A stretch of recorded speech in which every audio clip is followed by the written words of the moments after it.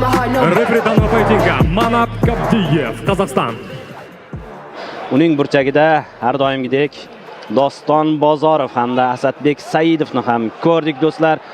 Bazasi boks Islom Petrovlardan saboq olgan va o'sha Justin Getji Max Holloway jangini esladingizmi?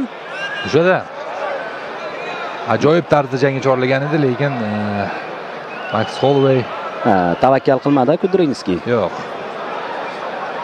Oktagon liganing sobiq chempioni hisoblanadi Islom Boltayev. Albatta o'sha Murat Abdurahmonovni ajoyib tarzda mag'lub etgan edi.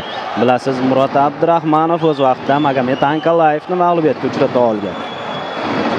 Ana qismiga va mana bu yerda takedown yaxshi raqib tomoniga amalga oshyapti faqatgina. Endi chap ko'zda birozgina jarohat ko'ryapman Islom Boltayevni, eskimi yoki yangi, hozir bilib olamiz. Yaxshi oyoqqa tura oldi do'stlar.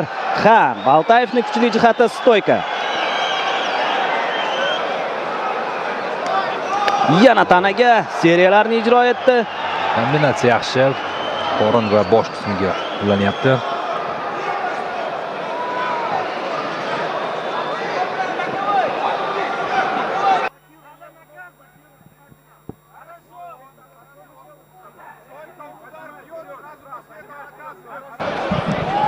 Davom etamiz.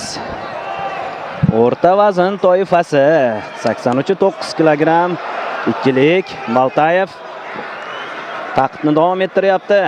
Masofani qisqartirishga harakat qilyapti. Middle kick Kudrinskiy. Boltayevning zarbalari og'irligi mana shu yerdan ko'rmay turib menimcha eshitib bilsa ham bo'ladi. Mana Sharabulbek.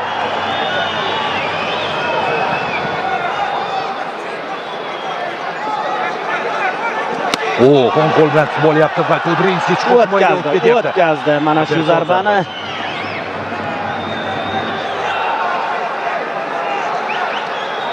High kick. Qo'llar joyida Boltayevda.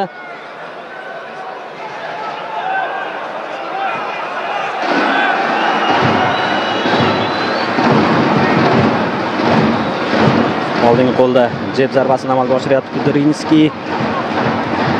Yana bir high kick.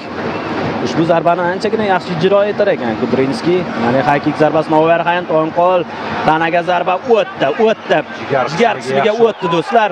Bizza zarbasi davom ettiryapti. Bosim davom etadi. Front kick.